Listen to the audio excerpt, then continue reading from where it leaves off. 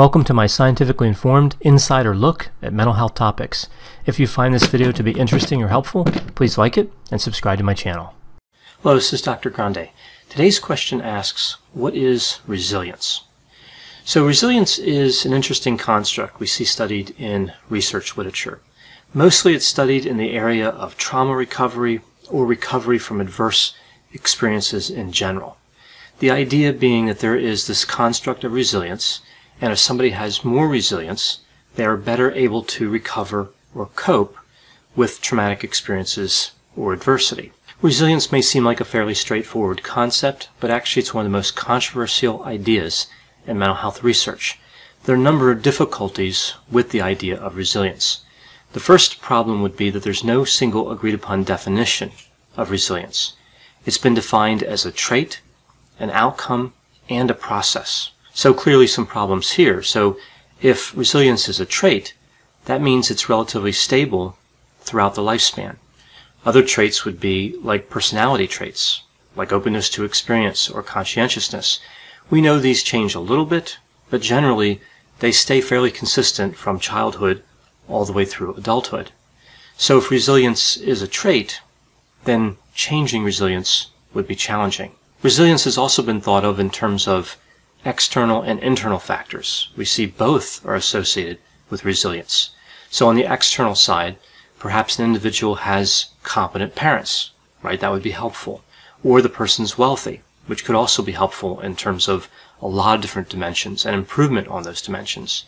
We could also see that somebody has a lot of social support, including family and support in the community. So in treating resilience as an external factor, we see that resilience can simply be given to somebody by circumstances. Now, in looking at resilience from an internal factor point of view, we see that it could be like a coping behavior or a personality trait, like low neuroticism or high conscientiousness. We see that it could be something like intelligence, optimism, self-confidence, sociability, or having an internal locus of control. So believing that you have control over your environment. So if somebody has an internal locus of control, they believe that they can make changes themselves. If they have an external locus of control, that means that they believe that the environment makes changes. So they're more or less helpless. So it makes sense that internal locus of control would be associated with being resilient. Another difficulty is that it's not clear that if somebody has resilience, it actually helps them contend with difficulties. Some believe resilience doesn't predict any improvement in mental health symptoms, and it doesn't predict recovery from adverse experiences. Now, I mentioned before the idea that resilience is thought of as a trait, meaning it's static over time. So really, it could be something that you have or you don't have. But others believe that resilience is variable. So some people may be able to build resilience, like with the help of a counselor, even if they didn't have that resilience to start with, or if they had a low level of resilience. Another challenge with resilience is really the idea of what type of adversity resilience can have an impact on. Some researchers believe that resilience can only be understood in the context of serious stressors, like a traumatic event. Other researchers believe that resilience can have a positive effect even if somebody's been exposed to relatively ordinary stressors. We also see a number of terms associated with the word adversity, all of which can be applied to resilience at one level or another, like difficulties, hardship, risk, stressors, and setbacks. Either way, almost everyone agrees that some sort of adversity is necessary in order to observe resilience. So if somebody had resilience in the absence of adversity, there would be no way to know, right? So resilience is only exposed through adversity. So what are some specific examples of adversity that may qualify this type of adversity that could expose resilience? Well, we see a number of different adversities like conflict at work, a motor vehicle accident, a physical assault, bankruptcy, combat experience, or something like unemployment, and of course a number of other potential adverse situations. Now, when talking about the outcome of having resilience, what happens if somebody experiences an adversity and they are resilient? How does resilience actually help somebody, if in fact it does help people at all? Well, there are three mechanisms theorized as being associated with resilience: recovery, sustainability, and what they call post-traumatic growth. Recovery is when somebody is negatively affected by adversity, but they can bounce back. So if somebody's in a devastating motor vehicle accident, I'll use this example for all three of these mechanisms. And initially, they're fearful of driving again, right? So they're in this accident and they're afraid to get behind the wheel again, which is understandable. But somehow they cope with the fear and they're no longer afraid to drive, right? So that's a recovery from the adversity. That's the recovery mechanism of resilience. The next one is sustainability. And sustainability is when somebody can weather an adversity without experiencing the negative outcome at all. So using that example of a motor vehicle accident, somebody who's very high in resilience may be in that accident and not be afraid to drive at any point, right? So they never develop that fear of driving after the accident because the resilience was so high. So sustainability is really like a shield that protects somebody as they experience adversity. The last mechanism of resilience, at least a theorized mechanism, would be post-traumatic growth. And this is when somebody can actually function better after having been exposed to adversity. So it really emphasizes this transformative effect of adversity and resilience combined. So using that example of a motor vehicle accident, maybe somebody is a little bit fearful or tentative when they drive, like before an accident ever occurs. So they just have never been comfortable with driving. Then they get into a horrible motor vehicle accident, and now they're not afraid at all. So the idea being that they grew in that experience. So they had fear, then they had an adversity, then they had no fear afterward.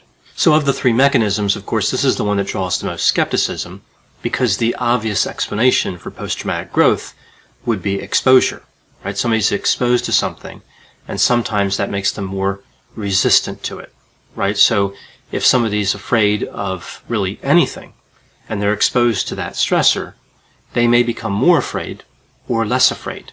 It doesn't necessarily have anything to do with resilience. But again, this is one of the theorized mechanisms of how resilience works. In my clinical experience, I've noticed that most mental health clinicians do believe that resilience is real, and they believe it has a practical application in mental health counseling. So they believe in the recovery mechanism, I think for the most part, and some believe in sustainability, and some even believe in the post-traumatic growth. And of course we can find examples where all three of these happen. The real question is, how strongly does it really tie to resilience? Now most researchers believe resilience is real as well, although most believe that the term is poorly defined. But not as many researchers believe that it has a practical application. So the question becomes, what can we do with resilience? How can resilience actually help mental health counselors to help clients? This really brings us into an interesting area of debate. If resilience can only be measured and not changed, so if that's the reality of resilience, it really has limited utility, right? This gets into this whole idea of telling a client not to be traumatized, right? Which really doesn't make a lot of sense. So you measure somebody's resilience, you measure a client's resilience, and you see that it's low, and you say, well, you don't really seem to have much resilience, so I would advise not being involved in a traumatic event. I mean, most people don't choose to be involved in any type of adversity. So you're really telling the client information that doesn't have any value. Again, it's simply not how adversity works. Now, if resilience can be increased, then clearly it would be helpful, right? If there were counseling techniques that could be applied that consistently could help clients to build resilience, this is a very popular term, then resilience would be an incredible construct that we should spend a lot of time on in terms of like working with clients in counseling sessions. But interestingly, we don't see a lot of evidence that it's possible to increase the level of resilience. We see some that suggest that it may be under certain situations, but it's not really something we see consistently, right? And that's really one of the challenges with this idea of building resilience. Now, what if resilience is a trait? Someone has it or they don't. Can it be helpful then if it's static? Well, I think it can. I think resilience can be helpful even if it doesn't change, because it can help a client to build an understanding of themselves, their strengths and their weaknesses. And this idea is used in counseling across a number of dimensions, not just resilience. So we could explore strengths that would be related to resilience, like intelligence. If a client was highly intelligent, a counselor may encourage them to find an educational experience that would maximize the benefit of their particular type of intelligence. their particular area of interest.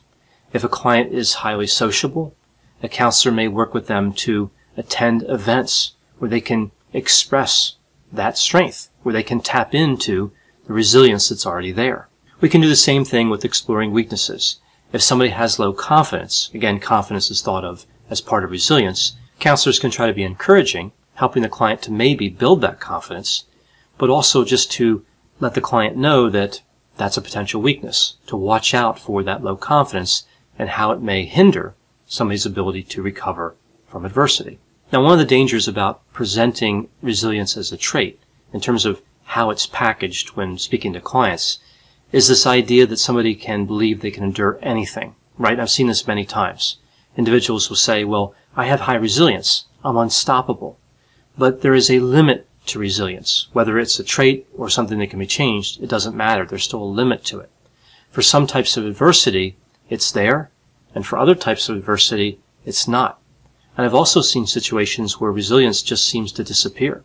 So if somebody is resilient, they have one adversity after another, and they seem to recover amazingly quickly, and they recover completely, and then the next adversity comes along, and the resilience just doesn't show up. So one adversity too many, or maybe resilience is tied in with mood or something else that may change a little over time. I'm not really sure, and the research literature doesn't tell us, but either way, there's this danger in people having too much confidence in their resilience level. Another danger with resilience is the idea that counselors put out there that resilience is good and the lack of resilience is bad. Again, if resilience is a trait, and our best evidence seems to indicate that it is, if we tell somebody that they have low resilience, that really removes hope. And that can be devastating. And I'll talk more about that in a moment, the importance of hope. So resilience can be useful. We have to be careful with it. And we also have to think about how much time we spend focusing on resilience. Is it the best use of time in a counseling session when working with somebody who's recovering from a trauma or other adversity? Counselors really have to balance their discussion of resilience with other techniques, like cognitive behavioral techniques, psychoeducation, or processing feelings. There's a lot of different elements to counseling, and it's important not to get bogged down in just one area. So one last word about resilience, and this goes back to talking about hope that I mentioned before. We may be focusing on the wrong potential solution if we're really choosing between resilience and the construct of hope. Studies actually show that hope predicts recovery from trauma much better than resilience. So we can divide hope into really two areas. Hope agency. This reflects a cognitive assessment of one's ability to initiate and sustain goal-directed action. And hope pathways. And this is thinking that involves the identification of viable routes to goals. So really, when we look at hope, it sounds a lot like the cognitive behavioral techniques that we use, right? So using CBT actually tends to instill hope in clients. Perhaps the most important distinction between hope and resilience, though, would be the idea that hope can actually change. We know that, again, hope can be instilled, whereas we're not really sure that resilience can change. So if somebody is focusing on resilience, that may be helpful, but it may also be helpful to include a discussion and techniques surrounding hope. I know whenever I talk about topics like resilience or hope, there will be a variety of opinions. Please put any opinions and thoughts in the comment section. They always generate really interesting dialogue. As always, I hope you found this description of resilience to be interesting. Thanks for watching.